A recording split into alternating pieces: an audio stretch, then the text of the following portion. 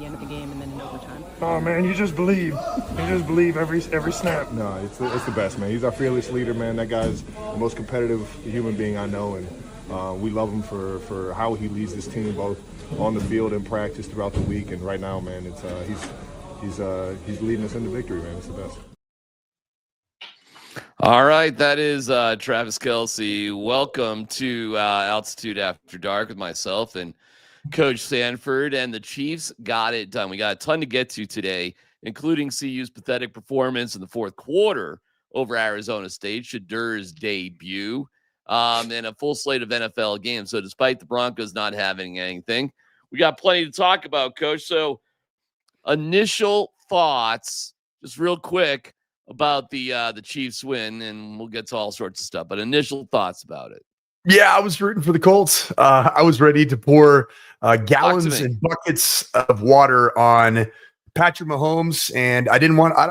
I don't want to be afraid of the Chiefs, but the reality of Patrick Mahomes and the Chiefs is that they might actually be better suited for running the postseason in a year like this that has some uneven early season, middle of the season vibes, and then there's a turning point. And I felt like the game against the Colts it felt like a de facto turning point for a team. That was at the time the 9-2 Colts. They had a 20. Am I right in saying it was a 20-9 lead? Is that right? It was 17-9, and I believe they scored. That sounds about right to me. Yeah. And to me, it's like, okay, this is it. This is the reign of terror is officially ended, and the Broncos and the Colts in back-to-back weeks are gonna eliminate Patrick Mahomes. But then Patrick Mahomes does what he does, and. Like I'm not afraid, but here's what everybody says. I got into this. Like you're afraid. No. Here's what it comes down to. Would you rather play Daniel Jones in the playoffs or Patrick Mahomes? I'd rather play Patrick Mahomes at home. Okay. I don't think there's the a Colts. lot of lines here. Well, let me answer your question with a question. Would you rather play Patrick Mahomes at home or Daniel Jones in Indianapolis? I would rather play Daniel Jones, period, because he is incapable of winning significant high leverage games. Even in the Giants franchise, when he was a guy, man, he was the toast of New York for a hot minute. But then, of course, the other shoe fell off in the postseason. I never believed that the Colts were going to win out. Like the Colts are going to lose football games. The Chiefs are going to end up being a playoff team after that game, brother. Good, bad, or indifferent. If you're okay with that as a Broncos fan, and you're like, all right, bring them on again. All I'd say is buyer beware. Tough to beat a team 3 times in a year, especially when they got Patrick Mahomes on their team. Well, I don't think we're gonna have to bother if we're the number 1 seed. We're gonna have a bye week, and the Chiefs will just lose on the road. I'm not worried about it at all. Could be. I mean, I know you're not trying to sound scared, but. Well, first of all, let me just tell everybody about the great Journey Spice, and I'm going to get to you. Oh, wait, I didn't mean to eliminate you. My bad. I just want to say, I'm a Journey Spice guy. Yeah, we're both Journey Spice fans. And with this QR code, you can go to Amazon.com and you can save yourself 10% using the code Get Spicy. Locally owned and operated, organic, which is absolutely fantastic. Great gift for anyone. And on Thanksgiving, Moroccan spice rub on the carrots. How about some good barbecue on the mac and cheese? That Heartland rub, any side. And yes, sheet pan roasted veggies with Mediterranean herb blend and za'atar. I mean, these are just, you take those potatoes and you put the savory garlic herb, you put it on it or you put it in it. I don't care what you do, but you get your Journey Spice, and more on our great friends Journey Spice in just a little bit, but use that QR code and you're going to be great. Coach, you sound like a scaredy cat, brother. And the best way for the Broncos to have the number 1 seed is to actually not have to be tied with the Colts. It's as simple as that, because the Colts have the tiebreaker over the Broncos. And I am a little mystified that you would rather be the 2nd or 3rd seed. And have the Chiefs because for the playoffs? No, because the Colts are going to lose more games, as evidenced today. Right? Their Colts are a mirage. That is not a legitimate Super Bowl contending football team. They're not. The Denver Broncos played like absolute buns against the Colts. Daniel Jones pulled the biggest rabbit out of his rear end and just fit a ton of balls against tight coverage. And it was a perfect game. Then, of course, Jonathan Taylor's the real deal. But guess what? In the NFL, when's the last time you saw a running back stay healthy for the entirety of a postseason run? Saquon Barkley's like the one outlier, and that was last year. And look at him this year.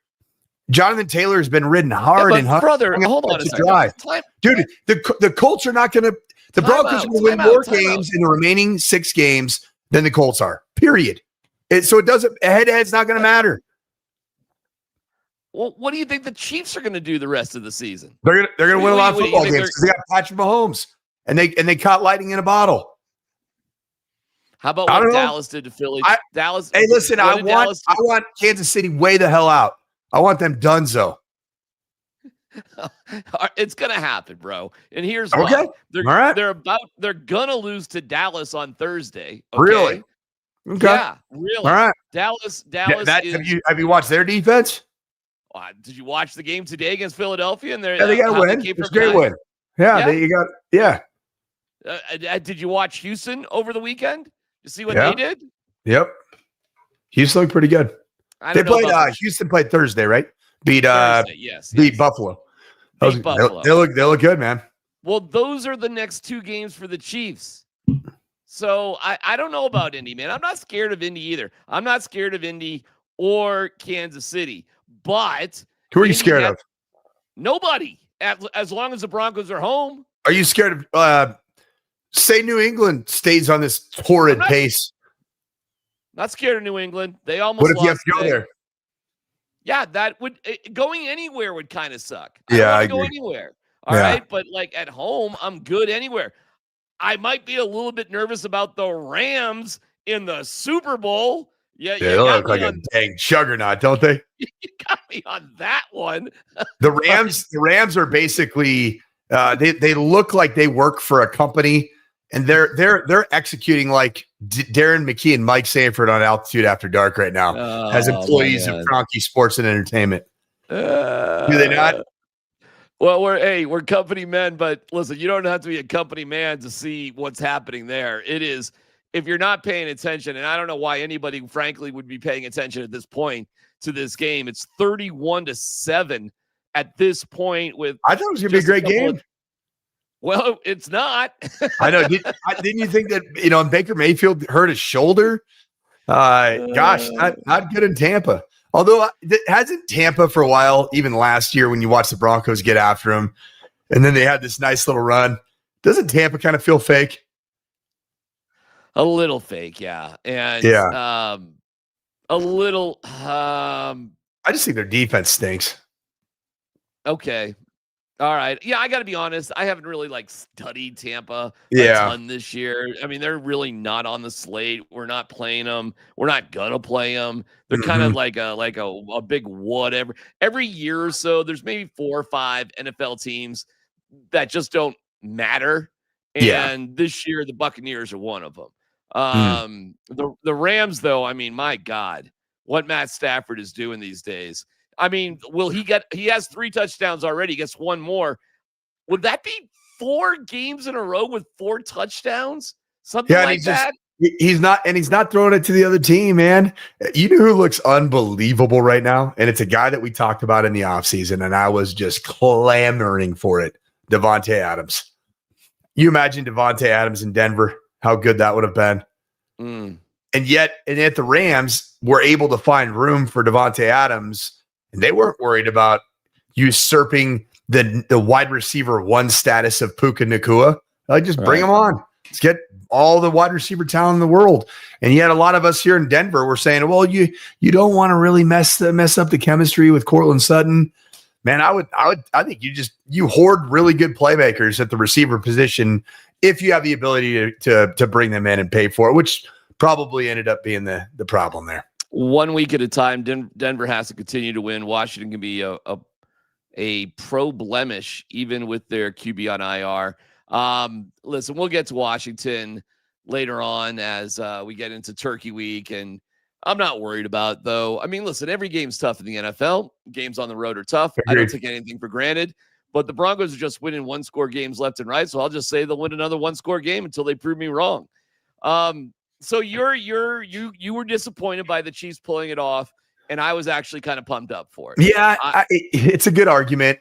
Cliss, I'm on Broncos tonight here in about whenever this game's over. But we pre-recorded it, so sorry for spoiling the fact that we pre-recorded. Right. It was only about an hour and a half ago, but and we got kind of the same argument. He has the same exact opinion as you, which is now you control your destiny. I always think about, you want teams that have the propensity to get hot and be legitimately scary. You want those teams to crash and burn. But if the Broncos are who we all believe they can be, and the Broncos, I think, believe that they are, then it doesn't matter what happens with the Chiefs. It doesn't really matter. We knew the Colts were going to lose 1, 2, or 3 more games. That's my opinion. I don't think that team is going to be a team that's going to end up. Clearly, it's not going to be a team that was going to go 15-2, right? It just isn't going to happen. Could the Broncos go 15-2? Yeah. Are they going to? Probably not, right? But could they? I think they could. I hate, with a red hot passion, the Christmas Day short week Thursday game in Kansas City. That's another reason why I wanted Kansas City to lose today. All right, but listen, dude. Think about the Chiefs lost today, and then the Chiefs do what you think they're going to do, and that's lose to Dallas, and then lose to Houston. Then game would have been Carson Wentz 2.0 game, possibly, right? I don't know, man. You would have seen Remigio as the running back or whatever the guy's name is. I don't think so. I think the only game in the NFL calendar that I think teams really do just pack it in on is the final game, Week 18. I really do believe that, Mike. Up until that moment, there's always something that sort of matters. And a national game, a game on national TV on Christmas, that is not one you mail in. You mail in the next one, as the Chiefs did last year when they had nothing to play for. Week 18, there's a reason why fantasy football, by the way, not that it matters, but they always wrap up their Super Bowl, their championship game in Week 17, not Week 18. Fantasy football. We got breaking news. Breaking news. What do you got? I'm going to say you heard it here first. A Shefty bomb. Shefty, you can listen to him tomorrow, I believe, on Altitude Sports Radio in the morning. I am. Kreckman, no. What are all the acronyms? Mosier, I forget. Mosier, Lombardi, and Kane. Okay, excuse me. Mosier, Lombardi, and Kane. Chip Kelly has been relieved of his duties as the offensive coordinator of the Las Vegas Raiders after a absolutely disturbing performance for basically the entire year for that offense. And well, I tell you what, save your thoughts on that just 1 second, because why don't we spend some time on Shedeur and that game in a second? But first, this from Journey Spice. There's a world of flavor out there, and to find it, you have to take the journey. Journey Spice Company handcrafts the most premium spice and seasoning blends that have no sugar, no salt, are certified USDA organic, non-GMO, vegan-friendly, and always planet-friendly. You are going to love serving amazingly delicious creations while knowing you helped reduce single-use plastics. Make sure to search for Journey Spice Company on Amazon today. Thank you, Journey Spice. You can use the code GETSPICY at Amazon.com, and whatever those sides are for Thanksgiving, it'll go so much better with Journey Spice. And you have time. You can go on Amazon right now, order Journey Spice, and have it on your dinner table for Thanksgiving. Okay, I got a bunch of stuff from this game. Of course, Shedeur Sanders, first time in I think 17 years, something ridiculous like that. First Browns rookie to win their first game. Wow. I swear to God, it's something like that. I'll get the exact number here in a second. So I want to take you through the story of this game, and then we can get to some comments about the Raiders and Prime, and we're going to get back to CU ASU in a second. So we'll work our way back to it. But the story of this game probably starts, Coach, whether Prime was going to go out there, and he did. There you go. Walking out, Bailey Zapkin. There's that. Cool moment, right? We got us, baby. Got us. The work already been done, bro. We already worked for this shit. You feel me? It's us. Let's do it. We believe. I believe in God. I believe in me. Let's do it. Hey, win on me. 1 on 3. 1, 2, 3. Go ahead. All right. You like that moment there, Coacher? Sure. Yeah. Heck yeah, man. Hey, Coach Prime being there, I mean, whether there's going to be conversations about should he be worrying about his own team or not. I mean, he's Coach Prime, man. That's who you hired a very an outside the box hire at CU. So you guess what? You enjoyed everything last year. Did you not, CU fans? Did you love all the hype and the pomp and the circumstances? Yep. So it goes with the territory. So yeah, it is what it is. I'm not going to, just because it's bad right now for CU, I'm not going to say that I'm going to throw tomatoes in the face of, in the direction of the Sanders family.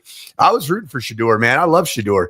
I think he's a really confident player, and I think confidence begets confidence. I think even Shedeur, what he said right after he embraced his father, that family, especially Shedeur, and even more so Coach Prime. I mean, that family just oozes swagger, and I think that it's infectious. That's the first time that the Cleveland Browns have looked like a competent offense in quite some time. Scored 24 points. They look better than the Denver Broncos did against the Raiders. All right. Well, here's Shedeur before the What do game. you hope to show against this Raiders defense, your teammates, yourself, and these Browns fans with your play today? I'm who they've been looking for. Appreciate it. That's the Sanders. That's what you said. That's the Sanders. And here we go with Shedeur. After the game, they got the win. A couple things after the game.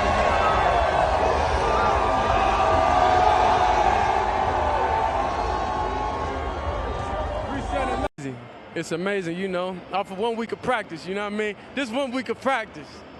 So imagine, what a full offseason look like. It get dangerous. But it's just a 1 week of practice, so I'm just truly thankful, that everything happened. So One more thing. a lot of people want to see me fail, and it ain't going to happen. It ain't going to happen. Okay, Coacher. And then I'll have some Kevin Stefanski in a second. But react off of that. Everything you just saw there. It's exactly what Cleveland needs. It needs confidence. It needs hope. It needs a face. And Cleveland's missed that for so long. My only concern, the only reason that I'm going to be pumped, just tapping the brakes a little bit, and Shedeur was very good tonight in this area. He wasn't good in this area in his first appearance of his NFL regular season career a week ago in relief duty of Dylan Gabriel. But a guy cannot take sacks. He only took 1 sack today.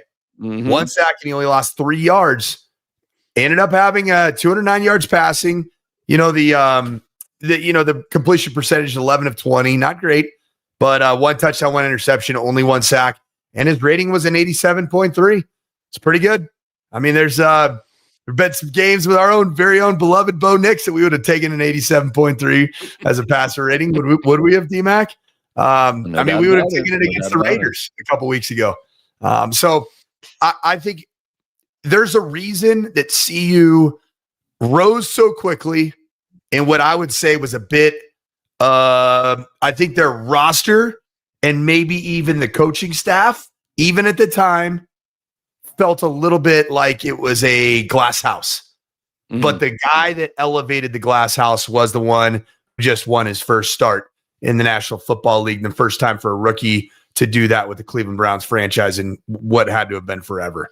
And that's Shedeur Sanders. Shedeur Sanders was the ultimate eraser for the CU football program. That's why I personally have a very high and favorable viewpoint of Shedeur, because I knew what was in place. And I know when a quarterback can elevate. Heck, I played a guy on Saturday at Legend High School that freaking 500 yards of offense himself. He was an eraser. He erases problems. He elevates the game. That's what I think Shedeur is. I do. By the way, we are going to get to your game with some video coming up in a little bit. Uh-oh. Yes. Yes, sir. So No. we are going to get there. And you're so snarky wearing your Prime sweatshirt, by the way. I see you. What do you mean? I'm celebrating Shador. You know what's funny? Have you ever been fired by a place and the first thing you do is go out and buy your replacement's hoodie? You know, I did. I've had this hoodie since December of 2022. We're gonna get to see UASU in a second. I promise you, we're gonna get there in a second. But the big question is, if Dylan Gabriel has cleared all concussion protocols, will he come back? And before you answer, I want to play you Kevin Stefanski in the locker room afterwards. Okay. Now, I'll just tell you, the game ball went to Myles Garrett. They had 10 sacks. Garrett has 18 sacks. Okay. Wow. Yeah. He had 3 today, right? Okay. But I want you to note how Stefanski, how he mentioned Shador. Okay. So just take note of what they said afterwards in the locker room. Here. How about Corey? Every single time you're out there pinning those guys doing your job. Great job. Offense wasn't perfect. How about that big play by Sam at the end? IB, huge play. Q, huge play. Harold making a big play. And then another rookie making his first start. Nice job, Shador. Well done. There's that old saying, save the best for last. How about that fucking defensive performance? And then he goes on, and Myles Garrett gets the game ball. Okay, he did mention Shador, but Shador wasn't getting any game balls. Shador got a mention as well as a bunch of other guys. But come on, Coacher. You're a rookie, and you just won for your organization in your first start, and that hasn't happened in like 17 years, something along those lines, and you don't get nothing more than just sort of an aside? Yeah. Oh, my gosh. Dylan Gabriel's going to be back. Oh, can you imagine, though? Can you imagine in Cleveland what that'll be like if they put Dylan Gabriel back in the starting lineup? Well, we all know who's going to get involved, don't we? Who's going to get involved publicly? What do you think? Seriously? Really? Who do you think's going to get involved publicly? Who is Cleveland's native son? Oh, okay. All right. Wait, I got to think about it. Cleveland's native son. I mean, got me a little bit the voice of Cleveland, the face of Cleveland sports over the last 25 years. Who? LeBron James. Oh, snap. You think you so? know LeBron James is going to get involved. You think so? Yes. He's going to be all about Shador, man. As he should. You know, and LeBron James is a diehard Ohio State fan, a diehard all Cleveland sports teams. That's his deal. Always has been. And he loves football. Just loves it. All about it, man. I mean, here's the problem. Kevin Stefanski clearly he's doubled down that he loves his guy, Dylan Gabriel, and I don't really understand why. I have made a mistake. Let me correct myself before you finish real quick. Yeah. It's not 17 years as I'm looking it up. 30 years. Jeez. First Browns rookie QB in 30 years to win his first start. Okay, Dude. So our guy, Dylan Gabriel, was I believe I'm looking at this correctly, 1-5 as a starter for Cleveland. Am I right? I think to the Vikings. Right. Yeah. Lost the Vikings. They scored 17 points. Lost to the Steelers. They scored 9. They did beat the Miami Dolphins, the hapless Miami Dolphins at the time. Lost to the New England Patriots. They scored 13 points. Lost to the New York Jets. They scored 20 points. And then the Baltimore game where he was 7 of 10 before giving way to Shador in that Baltimore game. Dylan Gabriel stinks. He's not an NFL quarterback. He was good at Oregon. He was okay, man. Like, dude, that's the best roster money could buy, and he couldn't get him out of the. Didn't they lose in the first? They lost in that Rose Bowl game. Yeah, I mean, Oregon actually is in the top 5 this week. They may be better without him. I think they are better without him. They're better without him. Then. Yep. I mean, Did Oregon did they ever make the college football playoff, Bo?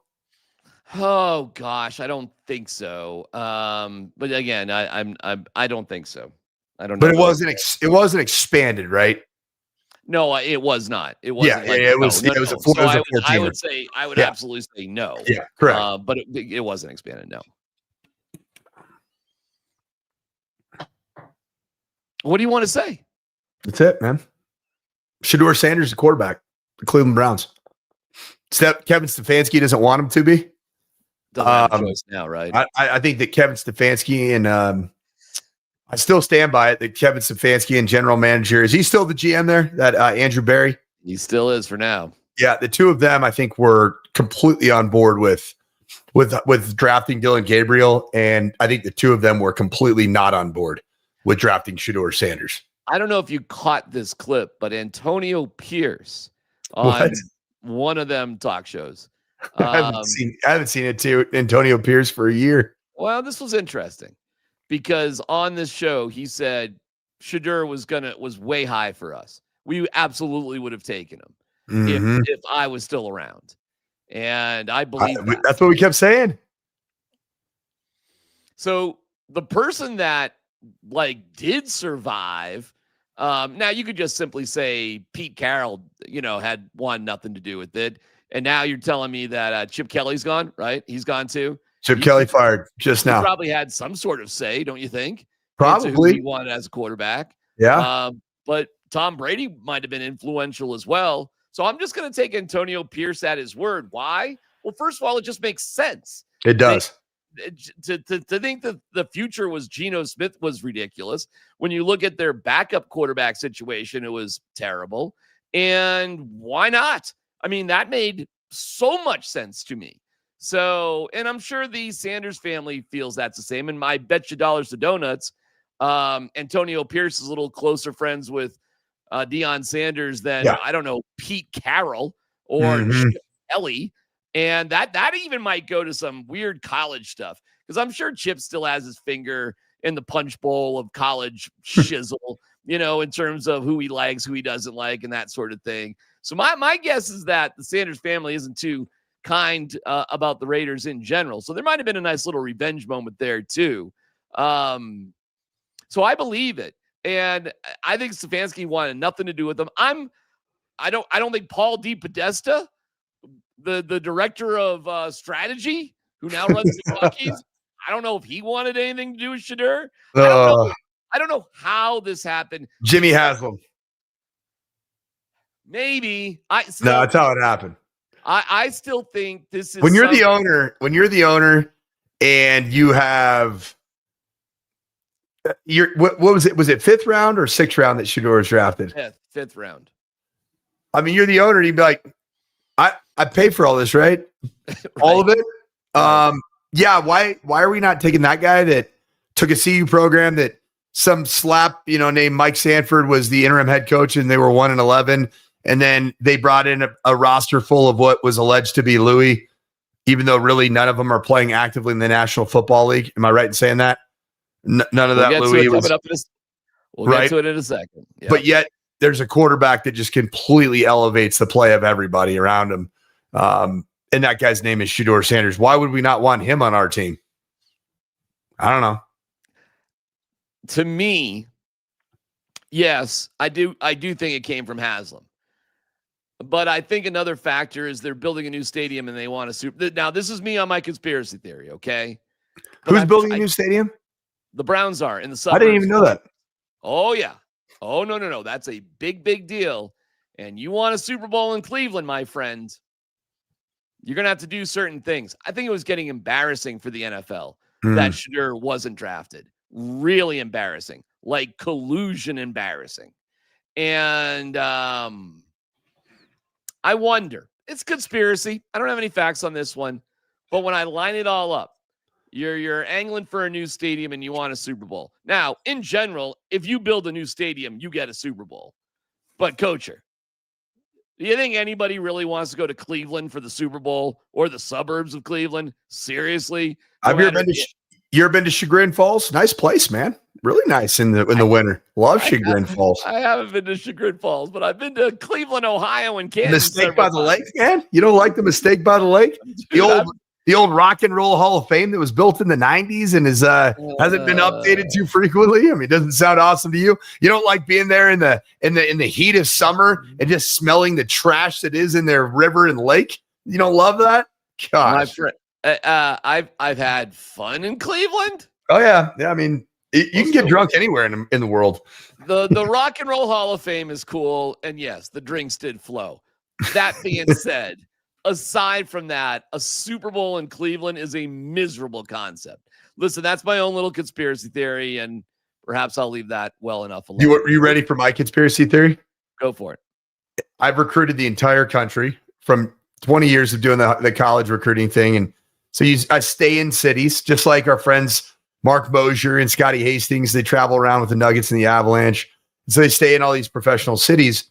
I essentially did the same thing, but just I don't have a game at night. I would just go to the high schools during the day and check out a local ballpark. And, a lot of times it's spring recruiting, go to see Major League Baseball games. Sometimes I go see an NBA or an NHL game just by myself. So I got to know a lot of cities. I would rather spend 2 nights in Cleveland, Ohio than I would in Houston, Texas. I think Houston is the most boring, soulless, gross city in America. I hate Houston. Wow. And the weather's not even good there. I mean, when it's the summer is disturbingly hot and humid and sticky and bugs, and it's just dirty, man. It's a dirty city. I hate Houston. Nothing good about it. I spent a Super Bowl week in Houston, and it was just fine. But I'm glad that you're predisposed. Houston I got to tell you, everything about a Super Bowl is relative to, Sean Payton, where you are staying and where you're broadcasting from. So if you're staying near the stadium where the teams are and you're being chopped around to the best places, it's going to be cool. And maybe it would be cool in Cleveland too. But I've been to cold weather cities for the Super Bowl, and it sucks. And it's just something that Denver's going to, sort of have to deal with. And trust me, I'm rolling past Burnham Yards on the regular. And I don't get it. But, I'm not the most creative dude in the world. And perhaps they're going to build something that's going to blow me away. And they're going to have to. But, dude, I'm telling you, I rolled past that place a lot in my travels. The problem with you, DMac, is that you don't have the culture, man. You don't have the culture. I guess I don't.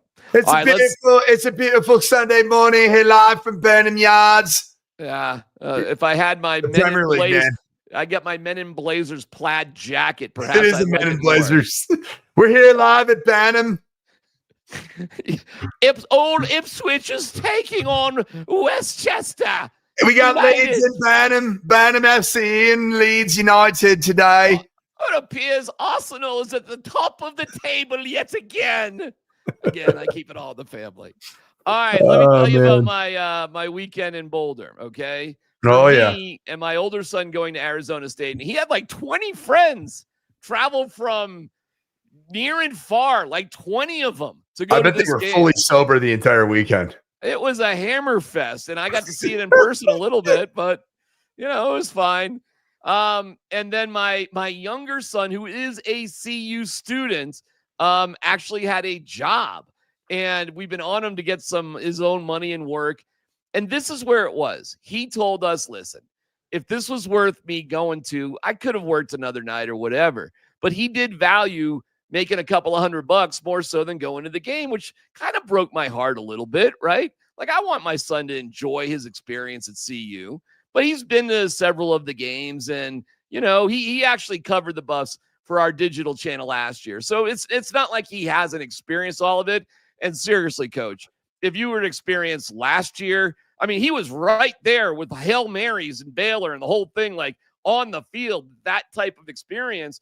So for him to blow off a CU game, actually, he doesn't give a crap about me and my wife and us taking a nice family picture. He cares about making a couple $100. So, I mean, I kind of get it. And here's why. Here is the CU ASU game, my friend, at the 5-minute mark in the fourth quarter. That is from where I was sitting at the time. Okay. Now we're going to go back to the Arizona game. Same exact time in the game at the Arizona game, okay? If I didn't tell you that was a different game, would you even know? No. I mean, that's Arizona. This is Arizona State. I mean, a little bit more. I mean, I guess. But this is like being at the optometrist, you know. Is it better or worse? Better or worse? Better or worse? And you just want to tell the eye doctor, shut the hell up. I can't tell the goddamn difference. But, you know, that's the way it was, okay? So, and we still had some kooky things going on. Like we had, yeah, hold on a second. Let me get it. I got it. We had this again.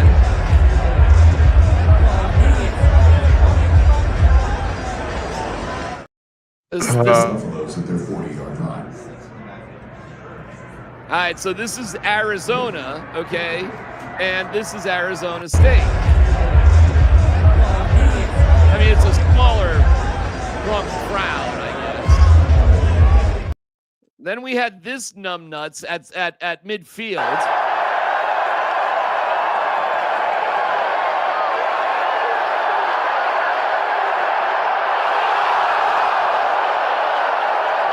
The takedown.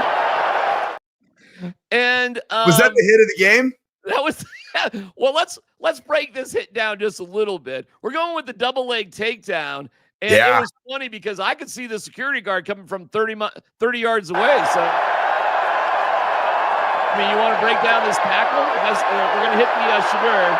Perfect timing. I mean,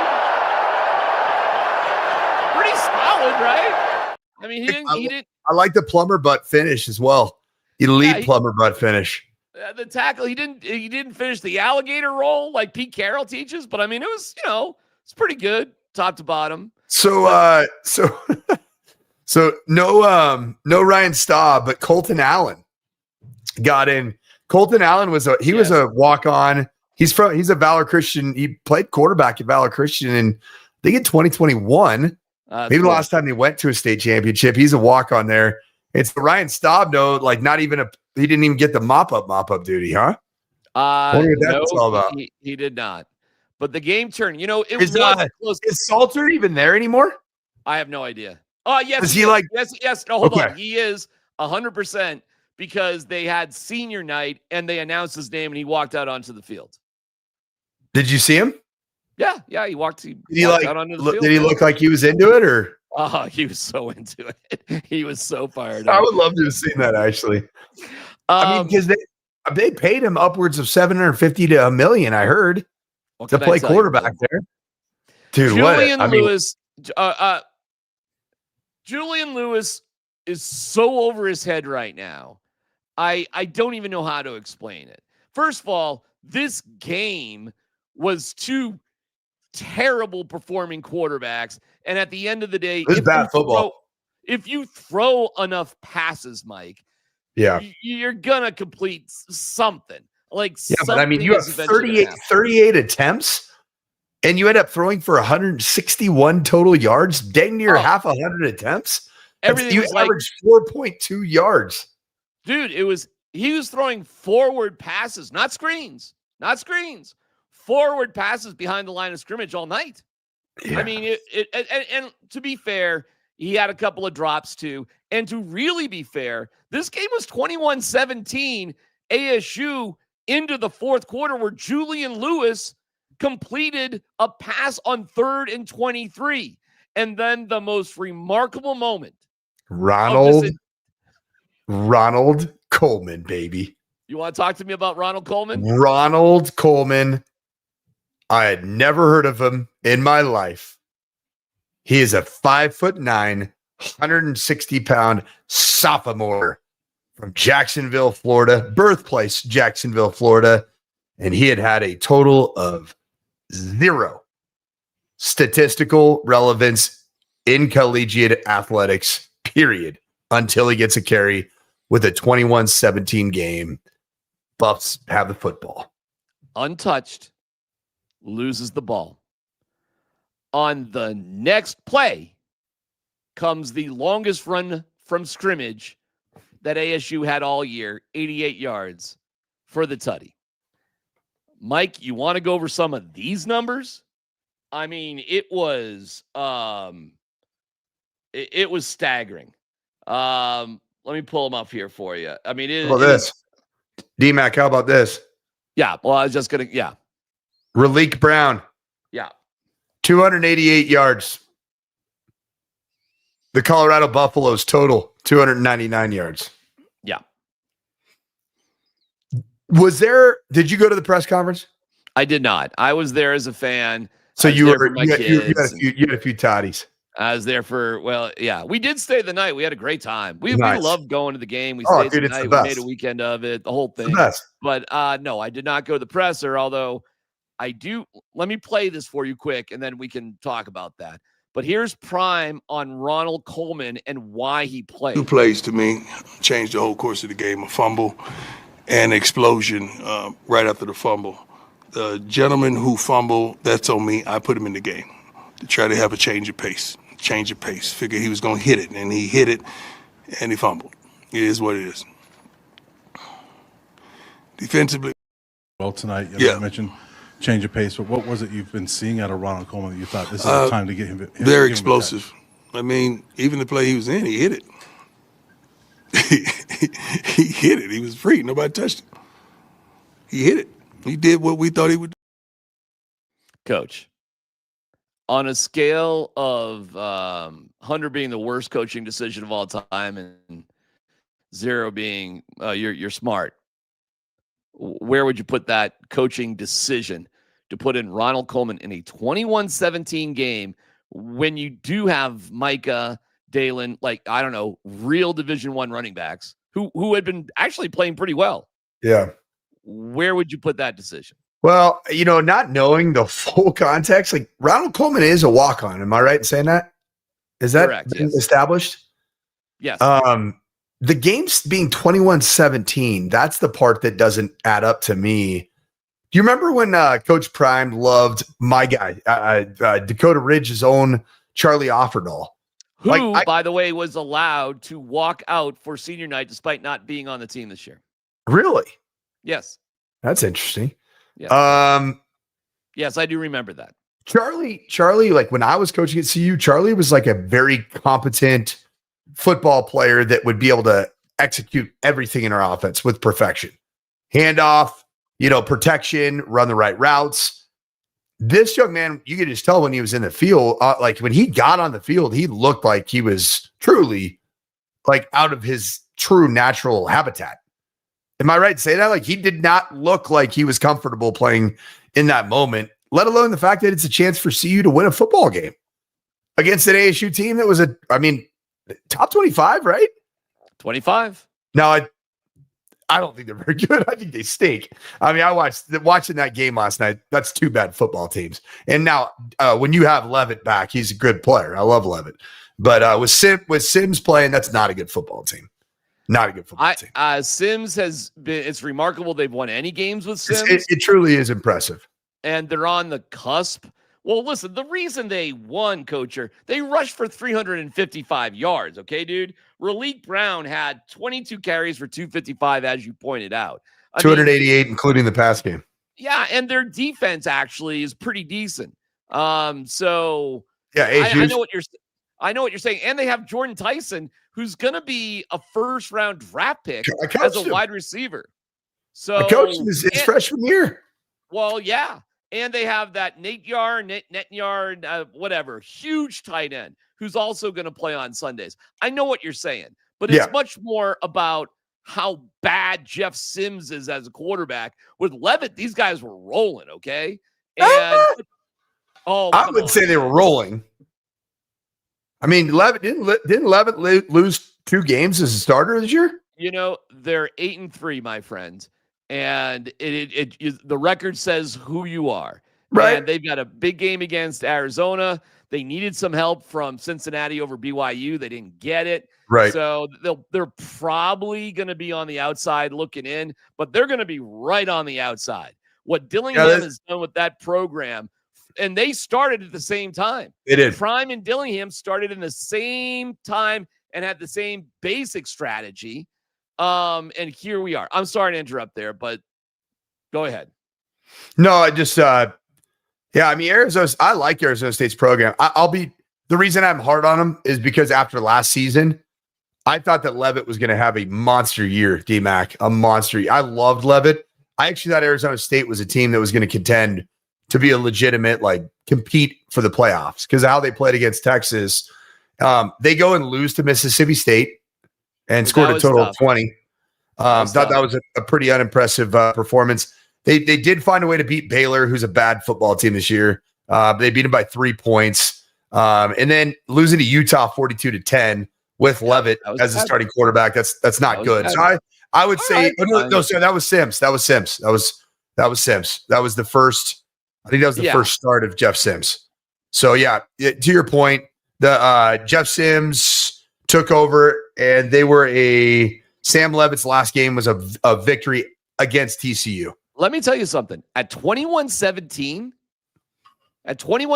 with CU marching in the red zone, or close to it. Wherever they were knocking on the door, scoring, and I was like, my wife and I are sitting there like, dude, CU's gonna win this. I was about to call my son and say, leave work now because you need to be running on the field. Yes. Let's get your ass here because you and whoever doesn't have a home to go to on Thanksgiving can run onto the field. It is fall. It's Thanksgiving break at CU, so a shocking amount of students are not there. Right. And it was the lowest attended home game since Prime has been the head coach. That being said, it was still way more occupied than I thought it was. Seriously. Yeah. I was surprised how many people really were there, and then they just left in droves. They were leaving in droves when CU was down 11. They're just, I guess the game's over. There's no more hope here. Did you go to any games last year? I did not. I went to a bunch. It looked insane. Gosh, the last 2 years, I went to a Nebraska game when it was here. It was unbelievable, atmosphere-wise. I mean, just absolutely off the charts. Yeah. I went to the Utah game last year. Great atmosphere because CU was still climbing. Utah was actually tanking because they had, had some quarterback issues with Cam Rising. But I mean, it's changed a lot. Even I went this year to the BYU. I went to the BYU and Wyoming games this season. And I'd say the BYU game, that probably was the last time it felt like it did last year. And then after that, the wheels started to come off. Well, next up to finish off the season is Kansas State. I got this video for you. Here is the coach of Kansas State. Now, they gagged it up against Utah. They had this game. God, they scored a ton of points and rushed for 500 yards. Well, I'll get to that in a second. But check out this dude. I'm sorry, I'm forgetting his name off the top of my head. But Chris Kleiman. Chris Kleiman. Very good. Thank you, brother. You're Chris welcome. Kleiman, after Kansas State blows this game to Utah, 51-47.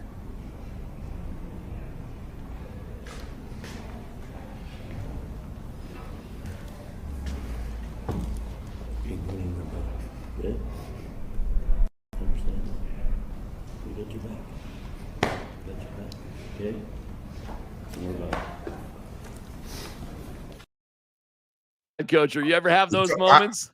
I have never in my football life seen. Is that in his presser? Yes. After the game.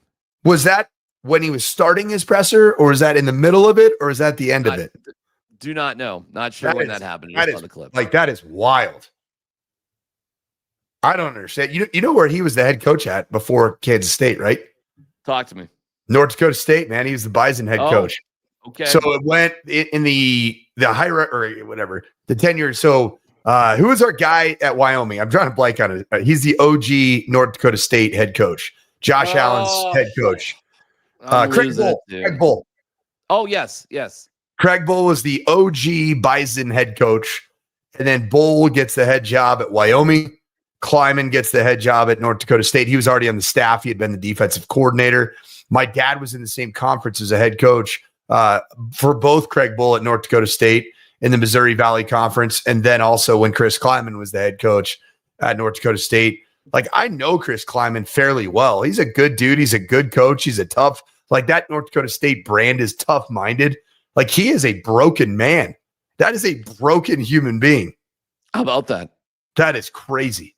But let me tell you something. Kansas State is 5-6. I know. Okay? They're fighting for bowl eligibility. I get it. Their defense obviously sucks. I mean, okay. However, Mike, their offense ran for, are you ready for this? 42 carries for 472 yards. Jeez. Against Utah. Against Utah. Again, a reminder, Arizona State ran for 355 yards against CU's defense. Kansas State, I got it. Their defense sucks, but they piled up 472 rushing yards, Coach. What in the world do you think is going to happen on the final game of the season? And this is in Manhattan, right? This is in Manhattan, Kansas. Correct. It's going to be a bloodbath. Dude, you're going to have CU students. First of all, it's Thanksgiving week. None of the kids are going to be happy to be there. Wait, where's this game? Manhattan, Kansas. Okay. Yeah, but theoretically, you're preparing for the game during school break and Thanksgiving break. I mean, you might have a team dinner on Thanksgiving, but aren't you practicing? Aren't you getting ready for the game?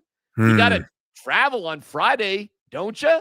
I mean, or are we just seriously whatever at this point?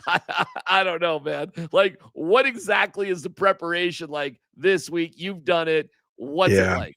Well, nowadays it's even different because people are starting to make their portal plans. That's the thing that's changed. It's where am I going to be next year? Or do they want me here?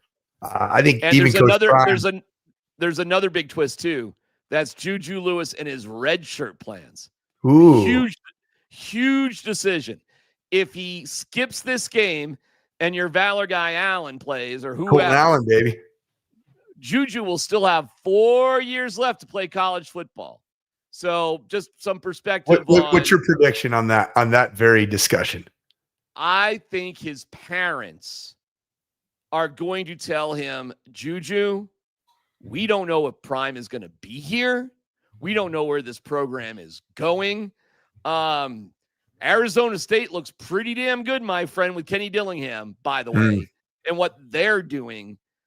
If I'm his parents, there is no way Juju Lewis is playing in this football game. Yeah. Now, as a young man who's 18 years of age and can be incredibly influenced by somebody of the personality of Deion Sanders, left to his own decision-making as a young man, he's not going to have the same perspective as an adult. And likely he would say, damn right, I want to play. I'm a football player. That's what I do. So if I was advising Juju Lewis, I would tell him, based off the NFL draft, and keep in mind, Bo Nix was 24 years of age when he was drafted, okay?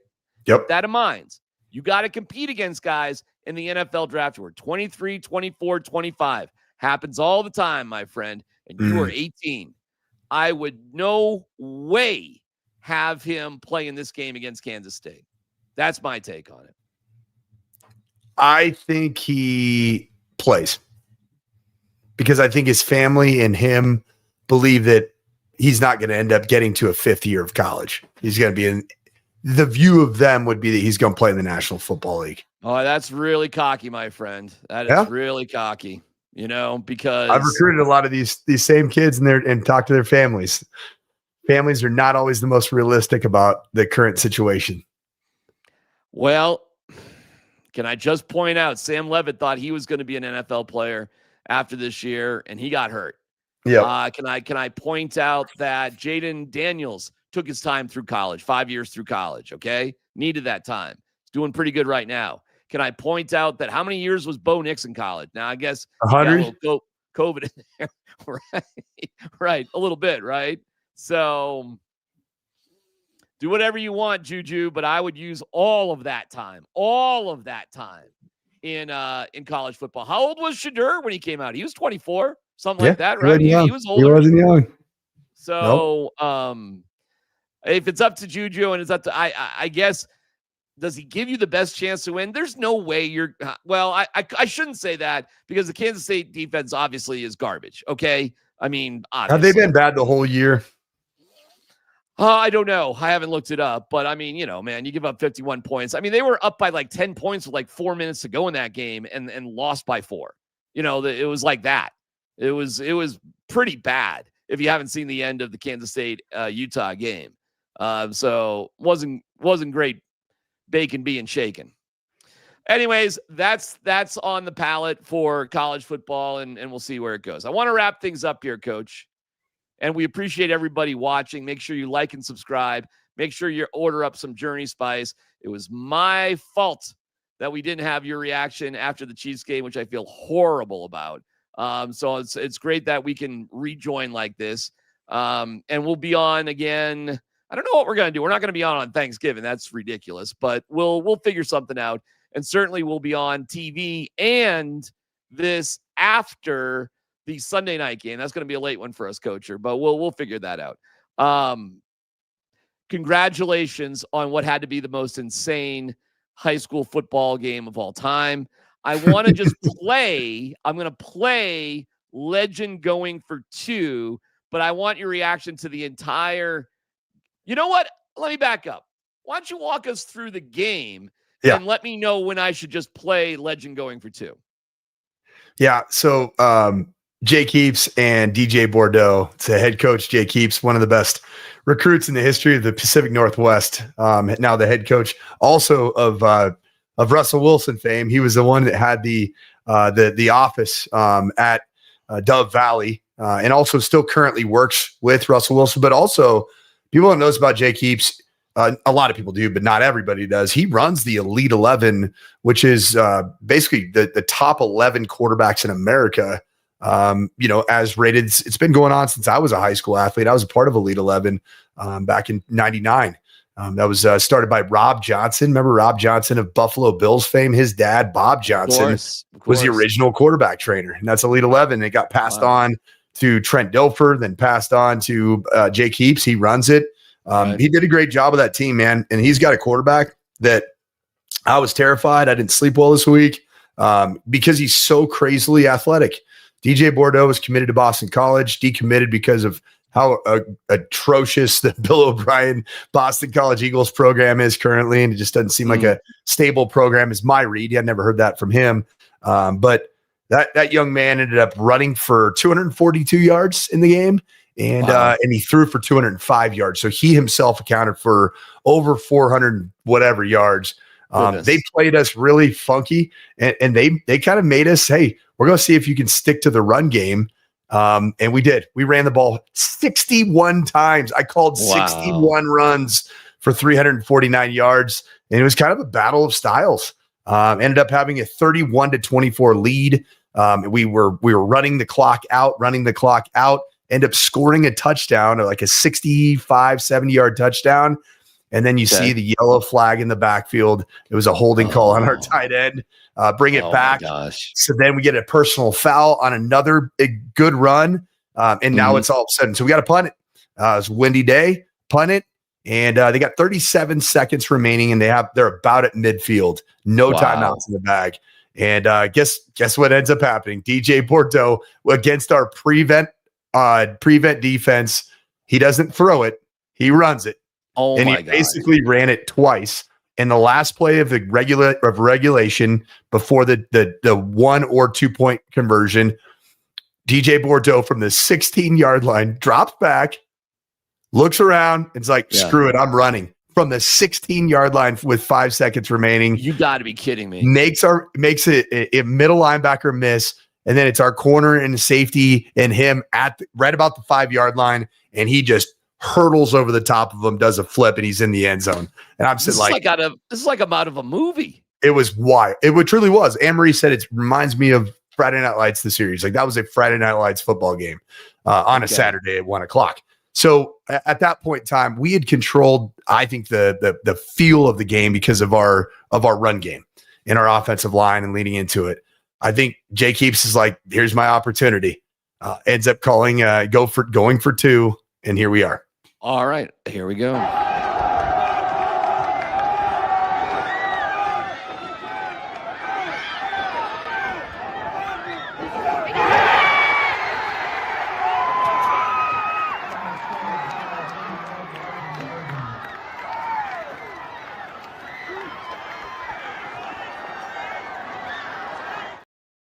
You get chills watching that. I could hear Anne-Marie, where that's filmed from. Anne-Marie's sitting right there. I actually can hear her.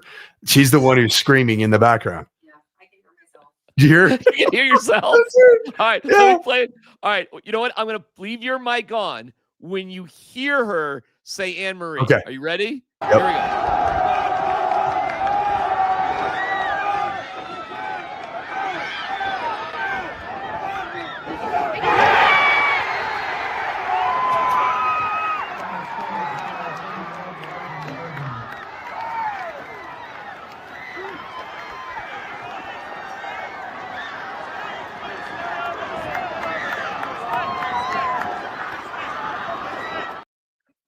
Well, you muted your mic, so that kind of ruined that moment. Oh, sorry. I can hear myself. Yeah. Yeah, there were two of them, but wow. I can hear it twice. What was walk me through that? So there's zeros on the clock. Yep. The season's on the line. Actually, I love the decision by Jake Heaps myself personally. Yeah. I mean, It makes sense because of how we run the football, be honest. What are the rules? And I don't even know the overtime rules in high school football. What are they? You don't know? You got to be kidding me. You don't know the rules for overtime? I think it's the 10-yard line thing. I think. Oh my God. You don't know what the rules are for overtime. I think it's the California high school overtime. Oh, Hold on one sec. Hold on, real quick. Here we go. Hold on. God. Let's check it real quick. Oh my Lord. JASA Is this really happening? football This is not really happening. time rules. Here we go. You know what's funny is I've actually Really? broadcast multiple overtime games. I did this year's Arvada West. Yeah, it's 10-yard line. It's 10-yard line series of downs. Dude. Each team gets one series of downs. It's just you rotate back and forth from the 10. So basically you're looking at it's goal line football. So Oh my God! The fact that you just had to look that up is hysterical. I knew it was so they call that the California high school overtime model, Okay. or whatever it is. All right, whatever. Hey, Congratulations. you know what's good because of this show? What? I'll be prepared if I get there against Dave Logan on Saturday at 1:00. If you get to that moment against Dave Logan and Cherry Creek at the Stutler Bowl, a home game for them. First of all, kudos to you guys. This is going to be one hell of a game.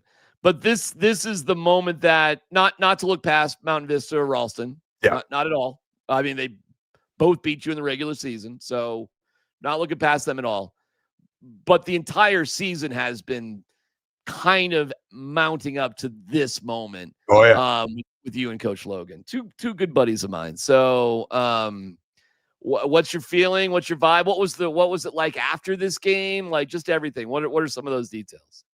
Just unbelievable. A lot of tears, just good tears of joy. Kids, the stories that you have a chance to live in high school football of kids like Channing Fox, our running back that we moved over to play defense also for the first time in his career.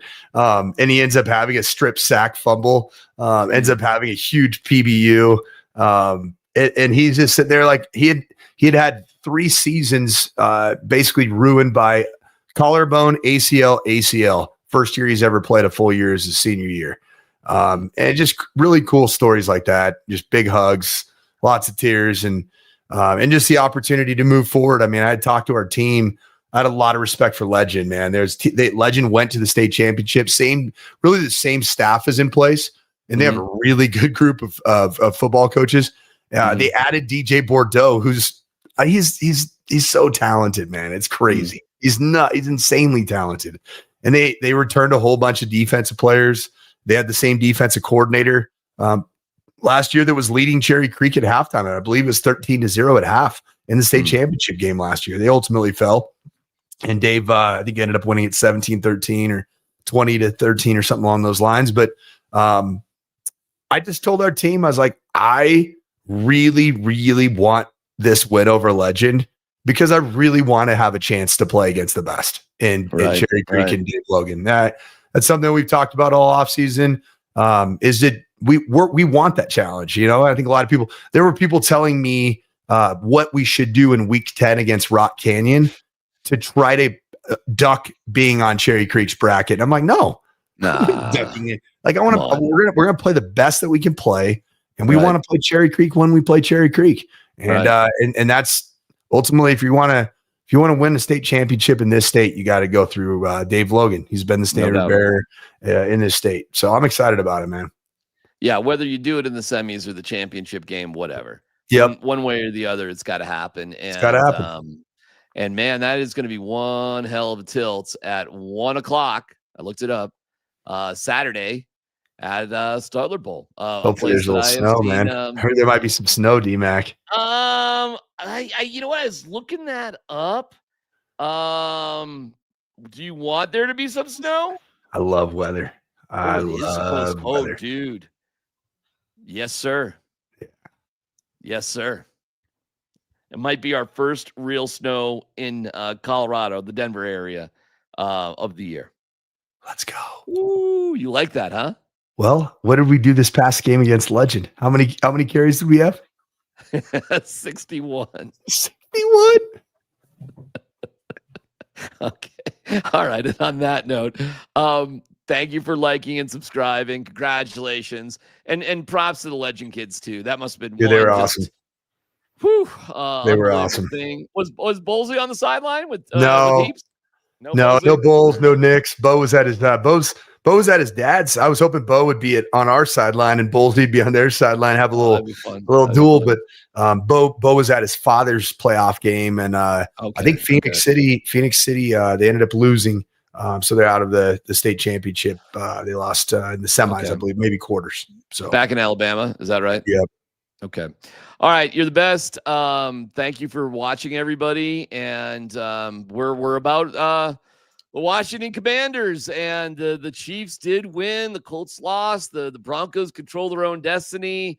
Shadur wins. Dion loses. And we are, never mind the Avalanche and the Nuggets, a stinger by the Nuggets on Saturday night. But back-to-back shutouts by the Avalanche, coach. First time in franchise history on a back-to-back day. And it was a wood then a wood, right? It was a black then a wedge. It was full wood. It was black then a wedge. Yes. Yeah. Yep. There's a black and then a wedge. A lot of wood, man. A lot of wood. Love wood. All right. On that note, which one are you? A dog or a cat? Exactly. Let's go.